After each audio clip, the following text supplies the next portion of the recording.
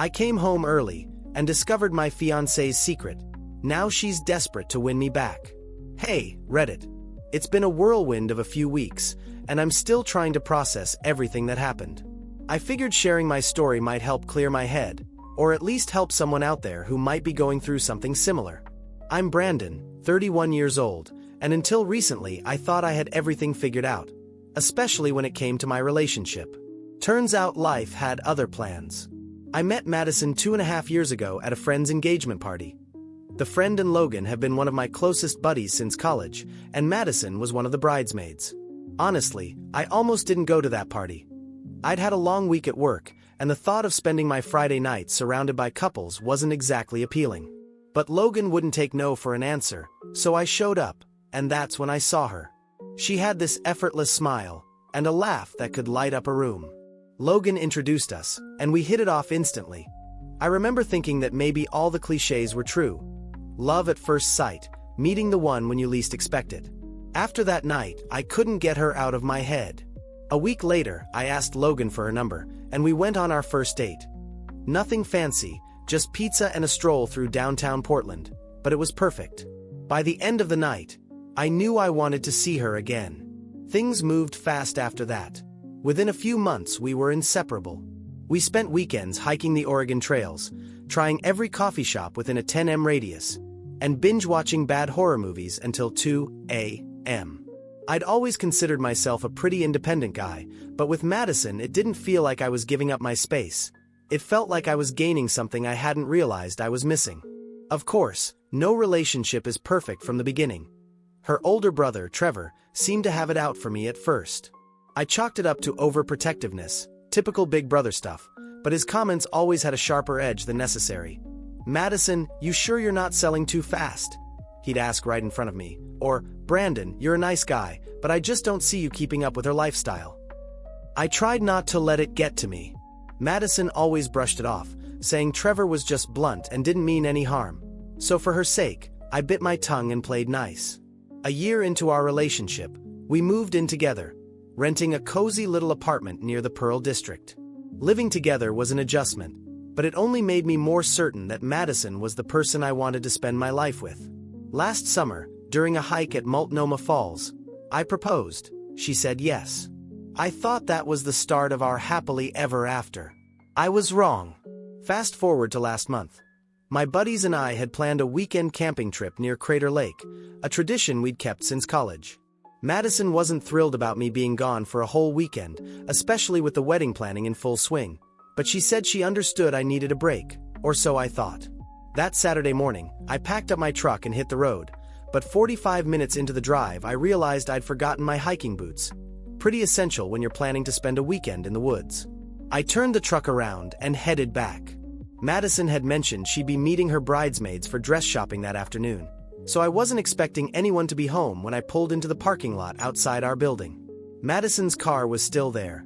My first thought was that maybe her plans had changed, but I didn't think much of it. I headed upstairs, already focused on grabbing my boots and hitting the road again. The moment I stepped inside, though, something felt off. The air was too still, too quiet. Then I heard voices, muffled but distinct, coming from the bedroom. My stomach dropped. I moved closer, heart pounding in my chest. At first I tried to convince myself it was nothing. Maybe Madison was just on the phone, maybe she'd invited a friend over. But as I reached the bedroom door, I caught the unmistakable sound of laughter. Low, intimate, and far too familiar. I froze, my hand halfway to the doorknob. I didn't mean to eavesdrop, but their words hit me like a punch to the gut. "You really think he's no clue?" a male voice asked, amused. "Brandon, please. He's so wrapped up in his work and his camping trips he doesn't notice anything," Madison replied, her laugh slicing through me like a blade. "He's sweet, but I don't know, safe, I guess, predictable. And I'm what? Danger." The guy chuckled. "You're exciting," Madison said, her voice dropping into something almost breathless. "Brandon, I know exactly what every day will look like with you. It's different." I didn't wait to hear more. My entire world was crumbling around me, and I couldn't stand there another second. I backed away from the door, my pulse roaring in my ears. Somehow, I made it back outside without them noticing. My truck keys felt like lead in my hand as I climbed into the driver's seat and slammed the door shut. I sat there, gripping the steering wheel until my knuckles turned white, staring blankly at the dashboard as the words replayed in my head. Safe, predictable. I had poured my heart into this relationship, into building a future with Madison, and this was what she really thought of me. The shock eventually gave way to a cold, burning anger. Without thinking, I pulled out of the parking lot and drove aimlessly through the city streets. My phone buzzed in my pocket, but I ignored it. I couldn't deal with her, not now. I needed space, needed to think. By the time I finally stopped, I was miles away, parked outside a cheap motel on the edge of town.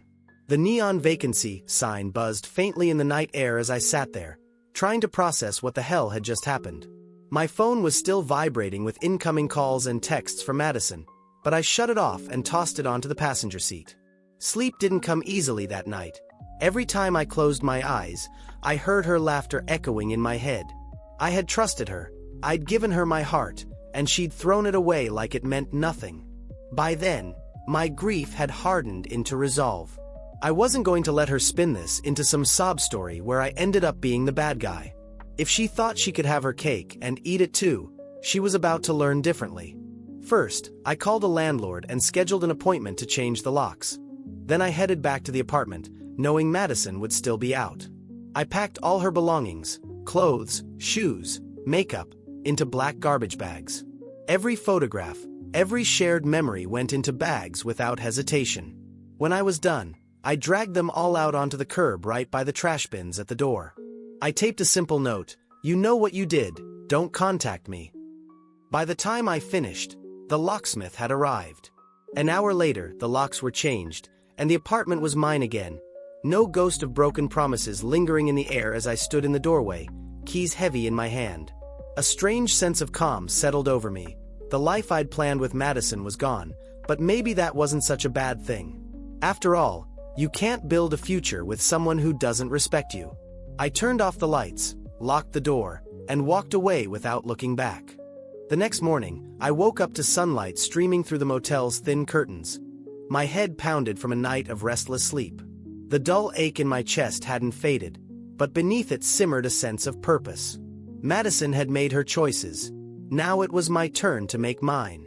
After grabbing a quick breakfast at the diner across the street, I turned my phone back on instantly. It buzzed with a flood of notifications, calls, voicemails, and texts from Madison. I skipped the messages without replying. "Brandon, please, I don't know what happened, but I need to talk to you. Why is my stuff outside? Did I do something wrong? Please, just answer me. This isn't fair. Can't we talk about this like adults?" The word fair left a bitter taste in my mouth. I shoved the phone into my pocket, paid the bill, and headed out. By the time I pulled into the apartment complex, Madison's car was parked outside. My heart hammered in my chest, but I forced myself to stay calm as I stepped out of the truck and approached the building. There she was, sitting on the front steps, her eyes red and swollen from crying. The garbage bags I had left outside were gone, no doubt loaded into her trunk. She scrambled to her feet as soon as she saw me. "Brandon!" she cried, rushing toward me. "What the hell is going on? Why is all my stuff outside? Why won't you answer my calls?" I held up a hand, stopping her in her tracks. "Don't," I said coldly. "You know exactly why." Her eyes widened. "What are you talking about?" I came back yesterday. I cut you off. I forgot my boots. I heard everything. Madison, you and whoever the hell that guy was, safe and predictable, right? Is that what I am to you?" Her face paled. "Brandon, no, it's not what you think. Don't insult me by lying," I snapped. "You had plenty of time to think about what you were doing while you were laughing at me with your side piece." "I'm done." Tears welled up in her eyes again. "Please, Brandon, I messed up, okay? But it didn't mean anything. I still love you." "Save it," I said, stepping past her and unlocking the door. "Your things are gone, the locks are changed. There's nothing left to talk about." Before she could respond, I stepped inside and shut the door behind me, locking it with a final click. Her muffled sobs echoed through the wood, but I didn't waver, She'd made her choices, now she had to live with them. Over the next few days, the messages didn't stop. Madison texted me constantly, begging for another chance, swearing it was a mistake. I ignored everyone. Blocking her felt too easy. I wanted to know that I saw her desperation and chose not to care. Then came the messages from Trevor. "Bro, what the hell did you do to Madison? She's a mess. At least give her a chance to explain. Don't be a coward. Face her." That was rich, coming from a guy who'd never had a kind word to say to me. I ignored him too. But the one call I couldn't ignore was from my mom. "Brandon, honey, what's going on?" she asked the moment I picked up. "Madison's been calling us, saying you threw her out without warning." I sighed and rubbed my temples. "Mom, I don't really want to talk about it right now." "Honey, please. I know you're hurt, but she cheated on me." "Mom," the words came out sharper than I intended, but I didn't care. I heard her laughing about it with some guy in our apartment. What was I supposed to do? Congratulate her? There was a long pause. "Oh, Brandon, I'm so sorry. I had no idea." "Yeah, well, neither did I, until it smacked me in the face," I muttered. "Look, I appreciate you checking in, but I'm fine, really." "Are you sure?" she asked softly. "I will be," I replied, though I wasn't entirely sure if it was true. Madison's last-ditch effort came a few days later. I'd just gotten home from work when there was a knock at the door. I knew it was her before I even opened it. She stood there, holding a stack of envelopes, letters she'd written by hand. "I know you won't answer my calls, so I wrote everything down," she said, her voice hoarse from crying. "Please, Brandon, just read them. If you still want me gone after that, I'll leave you alone." I stared at her for a moment, then took the letters without a word and shut the door. I didn't read them. Instead, I tossed the entire stack into the trash. Some things didn't deserve a second chance. A week later, Trevor showed up at my door. I opened it to find him standing there with his arms crossed, his expression hard. "You really think you're some kind of hero, huh?" he sneered. I leaned against the doorframe, unfazed. "What do you want, Trevor?" "I want you to stop playing the victim.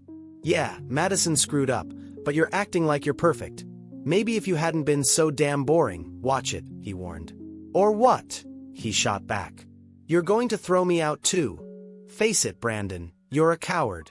You couldn't even confront her like a man. You just packed her stuff and changed the locks. Real mature." I stepped closer, my voice low and firm. "You don't get to stand here and judge me, Trevor. I heard what I heard. There's nothing to discuss now. Get off my property before I make you." For a moment, I thought he might swing at me, but then he scoffed, turned on his heel, and stalked off. I shut the door, exhaling a breath I hadn't realized I was holding. That night, I sat alone on the couch, sipping a beer as I stared at the blank TV screen. The silence of the apartment was both a comfort and a reminder of what I'd lost. But as the days passed, the ache in my chest began to fade. Madison was gone, Trevor was gone, and for the first time in a long time I felt free. But something told me this wasn't over yet. A week after throwing Madison out, the dust was beginning to settle, or so I thought. Her messages had slowed down, but I still got the occasional late-night text begging for another chance. Trevor hadn't shown up again, and I was starting to believe that maybe, just maybe, I could finally move on. That illusion shattered when my phone rang late one evening. I glanced at the screen, expecting another unknown number, but instead I saw a name I hadn't expected. Karen, Madison's mom. I hesitated before answering. "Hello, Brandon." Karen's voice was soft, almost hesitant. "I hope it's okay that I'm calling. I heard what happened between you and Madison." I rubbed the back of my neck, unsure how to respond. "Yeah, I figured you might. I wanted to hear it from you. Madison's been saying you misunderstood something, but I know my daughter, and she broke off." Her voice thick with emotion. "Please, Brandon, tell me the truth." I took a deep breath and told her everything. The forgotten boots, the conversation I'd overheard, the cruel laughter, and the name I'd never forget, Logan. By the time I finished, the line was silent except for the faint sound of Karen's shaky breathing. "I'm so sorry," she whispered. Finally, you didn't deserve that. None of it. Thank you, I said, my chest tightening despite myself. I just thought you should know. I appreciate that, she replied. And for what it's worth, I don't condone what Madison did. I love my daughter, but actions have consequences. If she thought she could lie and cheat her way through life without repercussions, she's learning differently now. Her words caught me off guard. I'd expected her to defend Madison, to plead her case like a mother would, but instead there was only disappointment. We talked for a few more minutes before saying goodbye. After I hung up, I sat there staring at the phone, feeling more conflicted than I wanted to admit. I didn't know Madison or her family anything, but knowing how much Karen and her husband had supported her from the beginning made the situation feel messy. The next few days passed quietly until Tyler called. Yo, Brandon, you said. The moment I picked up, thought you should know, Madison got fired. I blinked. What? Yeah, after everything that happened, I couldn't keep her on. I tried to stay out of your personal stuff, but when she started causing drama at work, showing up late, snapping at coworkers, I had to cut her loose. I ran a hand through my hair, unsure how to feel. Part of me wanted to feel bad for her, but another part remembered the sound of her laughter as she mocked me. Figured you want to know? Tyler added. Oh, and by the way, Trevor's been running his mouth, saying you're the bad guy in all this. If he tries anything, you let me know, all right? Thanks, man, I said, appreciating his loyalty. After we hung up, I sat on the couch, staring at the wall as my thoughts swirled. Madison was unemployed, Trevor was still stirring the pot, and somehow I had become the villain in their story. Later that night, I heard a knock at the door. My chest tightened, but I forced myself to stay calm as I approached. When I peered through the peephole, my stomach dropped. It was Trevor. I opened the door just enough to lean against the frame. What do you want? I asked, my tone flat. He crossed his arms over his chest, his eyes cold. We need to talk. No, we don't, I replied. Go home, Trevor. Come on, Brandon, don't be an ass. Madison's a mess. She lost her job, her apartment, she's got nothing. And you're just sitting here like none of it matters, because it doesn't. I shot back. She made her choices. I'm done cleaning up her mess. His jaw clenched. You think you're so perfect, huh, Mr. Safe and Predictable? Maybe if you'd been more exciting, she wouldn't have. Say one more word, I warned, stepping forward until we were almost nose to nose. Go ahead, say it for a moment. It looked like he might swing at me, but then, just like before, he backed down. Whatever, man, he muttered. You're not worth it. I watched him walk away, my heart pounding in my chest as I slammed the door shut. By the end of the week, Madison's texts had stopped completely. I thought maybe finally this whole nightmare was over. But of course, it wasn't. It started with the envelopes. One afternoon, I opened my mailbox to find a stack of letters, each one addressed to me in Madison's handwriting. I brought them inside and sat at the kitchen table, staring at them for what felt like an hour before finally opening the first one. Brandon, I know you hate me right now, but please, just read this. I never meant to hurt you. I was stupid and selfish, and I regret it for the rest of my life. You were the best thing that ever happened to me, and I threw it all away because I thought I wanted excitement. But excitement doesn't keep you warm at night. It doesn't look at you like you're the most important person in the world. I miss you, Brandon. I miss us. Please give me a chance to make this right. I read the next letter and the next. Each one was more desperate than the last, full of apologies, regrets, memories of the good times we shared, promises to change. For a brief, fleeting moment, I almost believed her. Almost. But then I remembered the laughter, the betrayal, the sound of her voice as she compared me to the man she cheated with. I gathered the letters into a neat stack, carried them outside, and tossed them into the dumpster. 2 days later, Tyler called again. Hey man, just a heads up. Madison's been asking around about the Christmas party. My stomach twisted. What? Yeah, apparently she's determined to show up and talk to you. She's not invited, Tyler said firmly. Don't worry, she's not getting through the front door, he promised. Just thought you should know. Thanks, man, I said, though the tension in my chest and knees was immense that night. I sat on the couch, staring at the Christmas lights strung around the apartment. A year ago, Madison and I had decorated the place together, laughing as we tangled the wires and argued over where to hang the ornaments. Now the lights felt colder, emptier. I knew I should move on, focus on the future, but a part of me couldn't shake the feeling that this wasn't over. Not yet. The week leading up to Tyler's Christmas party was a blur. I buried myself in work, trying to distract myself from the memories that seemed determined to haunt me. But no matter how hard I tried, Madison's voice echoed in my head. The laughter, the betrayal, the desperate pleas in her letters. I told myself it didn't matter. I was done with her, but a part of me couldn't shake the tension coiled tight in my chest. Tyler's warning about Madison asking around about the party lingered in the back of my mind. I wanted to believe she'd respect my boundaries and stay away, but after everything that had happened, I knew better than to expect that. By the time Friday night rolled around, my nerves were stretched thin. I stood in front of the mirror, adjusting the collar of my sweater and trying to ignore the knot in my stomach. She won't be there, I told myself. Tyler won't let her in. Still, I couldn't shake the feeling that tonight wouldn't go as planned. Tyler's house was already packed by the time I arrived. Twinkling lights wrapped around the porch railings and the sound of Christmas music spilling from the open front door. The air was crisp, carrying the faint scent of pine and mulled cider. Tyler clapped a hand on my shoulder as soon as I stepped inside. "Glad you made it, man. I wouldn't miss it," he said, forcing a smile. His eyes flicked over my shoulder as if scanning the crowd. "Don't worry, no sign of her," I nodded, the knot in my chest loosening slightly. "Come on, grab a drink. We got eggnog, spiked cider, the works."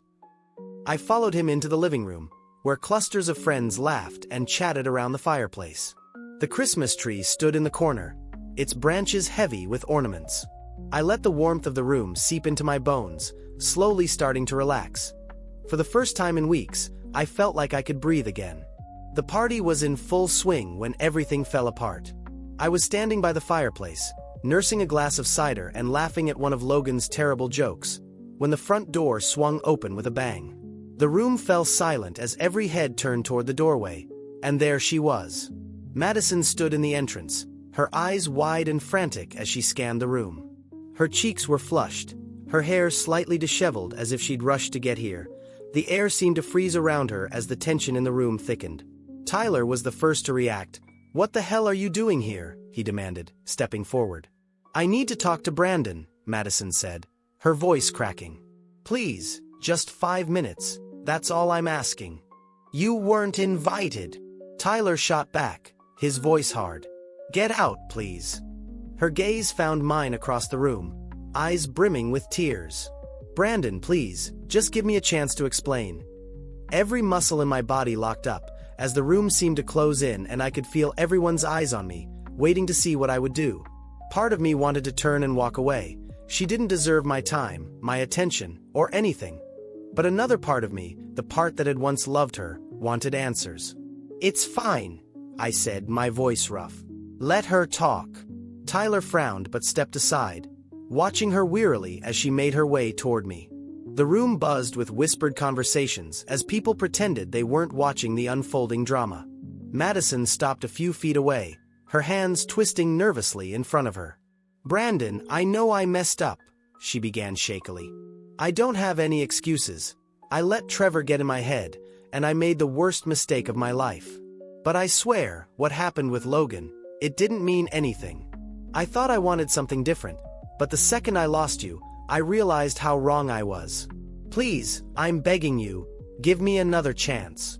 I stared at her, my chest tight with a storm of emotions, anger, betrayal, sadness, and beneath it all, a flicker of something I couldn't quite name.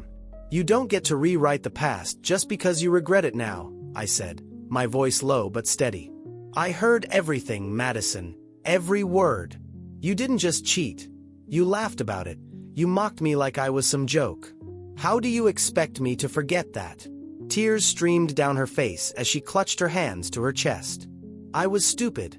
I was trying to impress Trevor, and I don't blame him. I cut you off sharply. You made the choice. You're the one who lied. You're the one who betrayed me." "I know," she whispered, "and I hate myself for it. But Brandon, we had something real, something worth fighting for." Please, don't throw it all away because of one mistake. One mistake. I scoffed. It wasn't one mistake, Madison. It was a choice. A choice you made every time you looked me in the eye and lied, every time you snuck around behind my back, every time you told me you loved me while you were sleeping with someone else. She flinched, as if I'd slapped her. Fresh tears spilled down her cheeks. I know I don't deserve your forgiveness, but I'm begging you, just give me a chance to make things right. Silence hung heavy in the air. I could feel the weight of everyone's eyes, the anticipation thick enough to choke on. I took a step closer, my gaze never leaving hers. Madison, I loved you. I would have given you the world, but you threw it all away for a cheap thrill, and now you're standing here asking me to forget it like it never happened. But I can't. I won't. You don't get to break my heart and then ask me to put it back together for you, please. Her voice cracked as she whispered. I don't have anyone else. My family, they've cut me off. I've lost my job, my apartment. I've lost everything, Brandon. I need you. Her words hung in the air, raw and desperate, but instead of softening my heart, they hardened my resolve. I'm not your safety net, Madison, I said coldly. You did want me when you had me. Now that you've lost everything, you come crawling back hoping I'll save you, but I'm done being your backup plan. A sob tore from her throat as she reached for me, but I stepped back out of reach. Go home, Madison, I said quietly. There's nothing left for you here. Her face crumpled, and for a moment, I thought she might collapse right there on the floor, but then Tyler stepped forward, placing a hand on her shoulder. Time to go, he said firmly. Madison shook her head, sobbing, as Tyler gently guided her toward the door. She stumbled, shoulders shaking with silent sobs, as she disappeared into the night. The door closed behind her with a final echoing thud. Silence hung heavy in the room for a moment. Then the music started up again, breaking the tension. Conversations resumed, and people drifted back to their drinks and laughter, as if nothing had happened. But for me, the air still felt heavy. Tyler clapped a hand on my shoulder. You okay, man? I exhaled slowly, the weight in my chest finally beginning to lift. Yeah, I said, surprising myself with the truth in that word. Yeah, I think I am. Later that night, as I lay in bed staring at the ceiling, the confrontation with Madison replayed in my mind. The desperation in her voice, the tears streaming down her face as she begged for a second chance for the first time since everything fell apart. I didn't feel anger or heartbreak. I felt closure. She was gone, and I didn't need her anymore. Not my time, not my forgiveness, not my sympathy. She'd made her choices, and now she had to live with the consequences. With a long breath, I closed my eyes, letting the tension seep out of my body for the first time in weeks. Sleep came easily. The following morning, I woke to a bright winter sun filtering through the blinds. The air in the apartment felt different, lighter, as the last traces of Madison's presence had finally dissipated. I got up, made coffee, and stood by the window watching snowflakes drift lazily to the ground. My phone buzzed on the counter. I glanced at the screen, half expecting another message from Madison. Instead, it was Tyler. Tyler, hey man, just checking in, you good? I smiled faintly and typed a quick reply. Me, yeah, I think I finally am. Setting the phone down, I took a sip of coffee and stared out at the snow-covered street. The world felt full of possibilities, and for the first time in a long time, I felt ready to move forward. Over the next few days, life settled into a new rhythm. I threw myself into work, reconnected with friends I hadn't seen in months, and started hitting the gym again. Each day felt a little easier, the weight of the past lifting bit by bit. Madison's attempts to contact me had finally stopped. No more texts, no more letters, no more late-night knocks on the door. Even Trevor had gone radio silent. It was as if they'd finally accepted that I was done, and I was grateful for it. But just when I thought the chapter was closed, fate had one more surprise in store. It happened on a crisp Saturday afternoon. I'd driven out to Forest Park for a solo hike, needing a break from the noise of the city. The air was sharp with the scent of pine, and the snow crunched softly beneath my boots as I made my way along the trail. I was halfway up the ridge when I heard footsteps behind me. I glanced back, expecting to see another hiker, but my breath caught in my throat when I saw who it was. Madison stood a few yards away, bundled in a heavy coat, her cheeks flushed from the cold. Her eyes met mine, with surprise and something else I couldn't quite place. For a moment, neither of us moved. Then she took a hesitant step forward. "Brandon," she said, her breath visible in the frosty air. "I didn't expect to see you here." "Same," I replied, my voice guarded. "I've been hiking a lot lately," she admitted, fiddling with the zipper of her coat. "It helps clear my head." I nodded, but said nothing, waiting to see where this was going. "I know I shouldn't have come to the party," she continued, her gaze dropping to the snow-covered trail. "I was desperate, and I wasn't thinking clearly, but I meant what I said. Brandon, I'm sorry for everything. Not just for cheating, but for how I made you feel, for making you think you weren't enough. You were. I was the one who wasn't." Her voice wavered, but she pressed on. "I've spent the last few weeks trying to figure out where I went wrong, and the truth is, I got scared. Things were getting serious, and instead of facing my fears, I sabotaged the best thing that ever happened to me." I watched her in silence, unsure how to respond. Her words sounded sincere, but sincerity didn't erase the past. "I know I can't change what I did," she said softly, "and I don't expect you to forgive me. But I needed you to know that I'm trying to be better, not for you, but for myself, because I don't want to be the person who threw away the best things I ever had." Her eyes met mine again, and this time I saw something different. Not desperation, not manipulation, just honesty. For a long moment, I stood there, the cold wind biting at my face as I weighed my next words. "I appreciate you saying that," I said finally, "and I hope you do find what you're looking for, but I've moved on, Madison. I'm not angry anymore, but I can't go back. Too much has happened." She swallowed hard, her eyes glistening with unshed tears. "I understand," she whispered. "I'm just glad I got to tell you, even if it's too late." I nodded, and for the first time since that day in the apartment, I felt a strange sense of peace. "Take care of yourself, Madison," I said, stepping past her and continuing up the trail. "Goodbye, Brandon," she called softly. As I walked away, the rest of the hike felt different. Lighter somehow, as if the final weight of the past had been lifted from my shoulders. When I reached the summit, I stood at the edge of the overlook, gazing out at the city spread below me. The sun was beginning to set, painting the horizon in shades of orange and pink.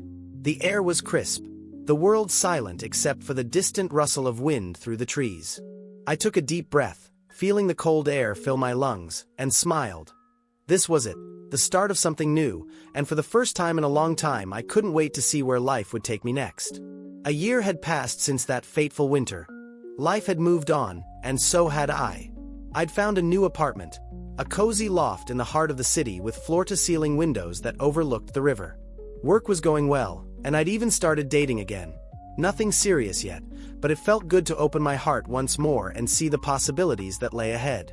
Tyler's Christmas party rolled around once more, and this time I walked through the door without a hint of hesitation. The house was packed with friends and laughter, the air filled with the scent of pine and mulled cider. "Tyler," a voice called from across the room, raising his glass in greeting. I made my way through the crowd, exchanging handshakes and hugs as I went. It felt good to be surrounded by friends, to feel like I belonged again. As the night wore on, I found myself standing by the Christmas tree, sipping a glass of cider and watching the lights twinkle against the ornaments. A soft laugh caught my ear, and I glanced aside to see a woman standing nearby, admiring the tree with a smile. Her dark hair fell in loose waves around her shoulders, and her eyes sparkled with warmth. She caught me looking and offered a shy smile. "Beautiful, isn't it?" "Yeah," I replied, feeling my heart beat a little faster. "It really is." We stood there for a moment, the world fading away as our eyes met. "Tyler," a voice called from across the room. "Come join us." I glanced back at the woman and smiled. "Care to join me?" I asked. She hesitated for a moment, then smiled. "Why not?" And just like that, a new chapter began.